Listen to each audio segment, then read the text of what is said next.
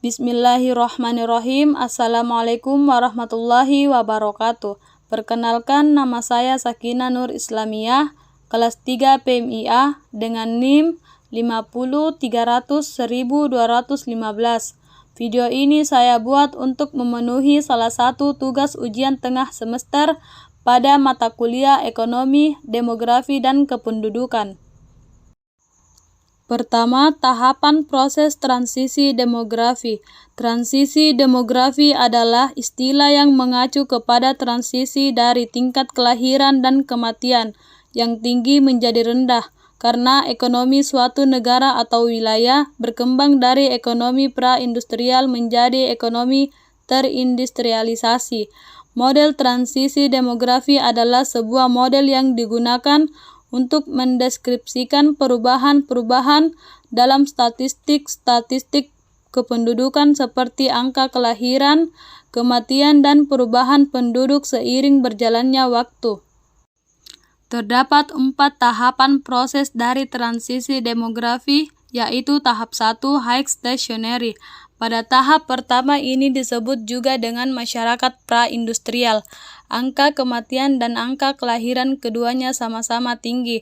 Setiap negara di dunia berada pada masa ini hingga sekitar 200 tahun yang lalu, di saat negara-negara Eropa mulai mengalami periode revolusi industri.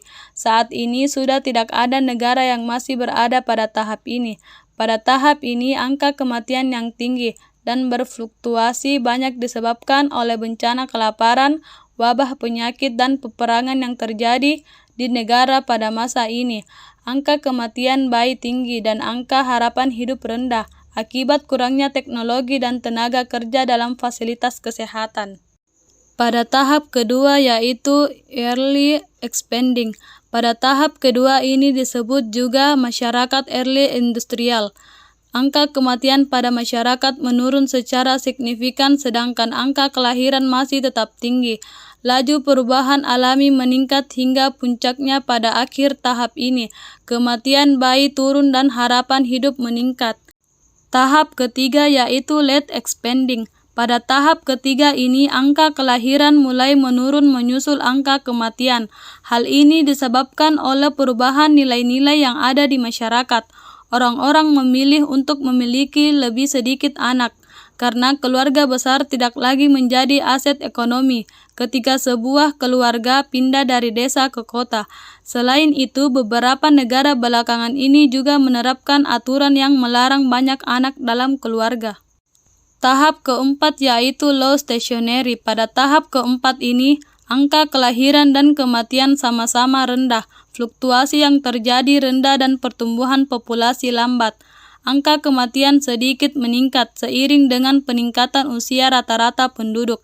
Namun, harapan hidup masih meningkat karena angka kematian berdasarkan usia terus menurun. Kebanyakan negara-negara Eropa saat ini berada pada tahapan transisi demografi keempat.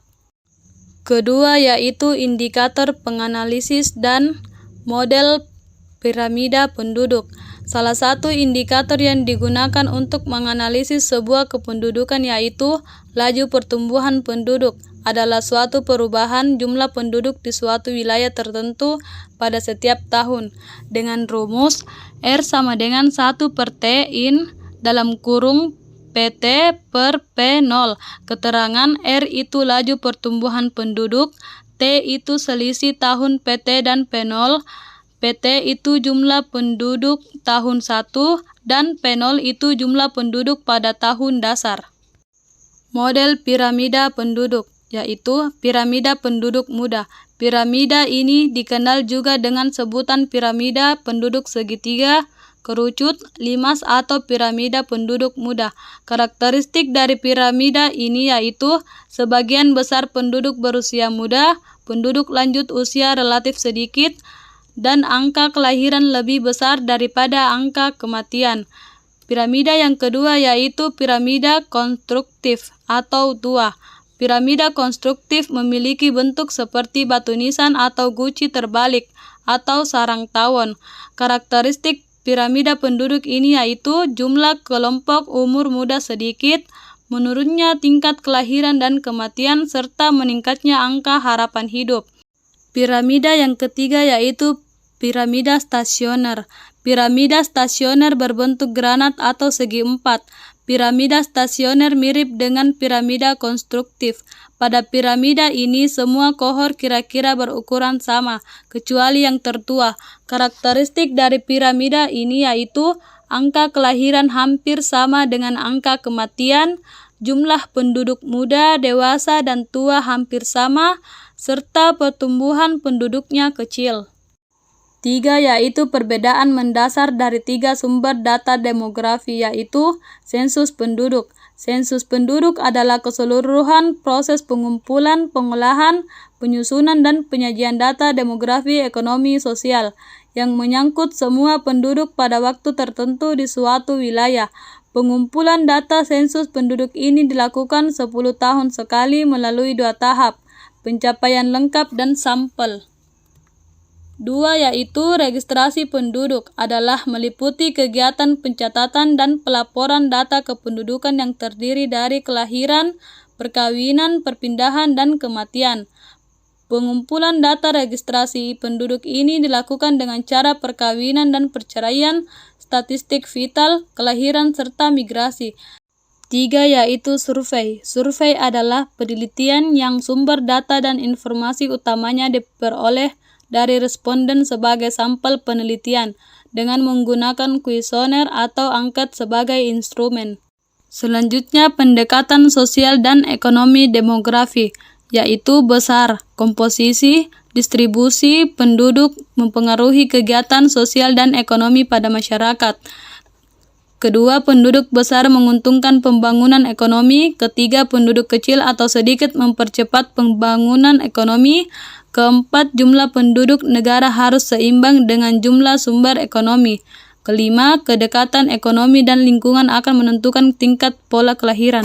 5 yaitu data fertilisasi. Terdapat pertanyaan tentang data fertilisasi pada wilayah Sukamaju, maka ditentukanlah GFR atau angka fertilitas umum.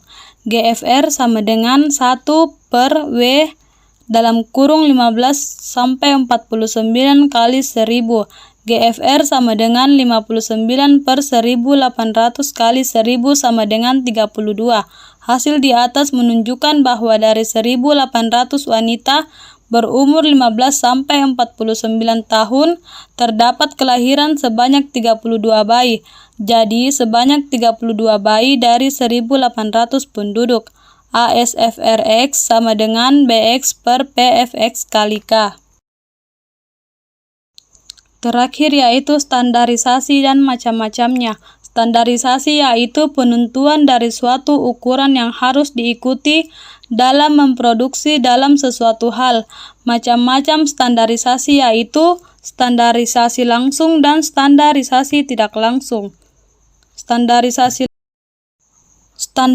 langsung memberikan hasil yang lebih akurat ketika jumlah dari angka kasus kecil pada setiap kelompok umur atau jenis kelamin pada populasi studi. Sedangkan standarisasi tidak langsung diukur dengan membandingkan jumlah kematian atau kesakitan yang diamati dari jumlah kematian. Itulah materi yang saya dapat jelaskan. Sekian, terima kasih. Wassalamualaikum warahmatullahi wabarakatuh.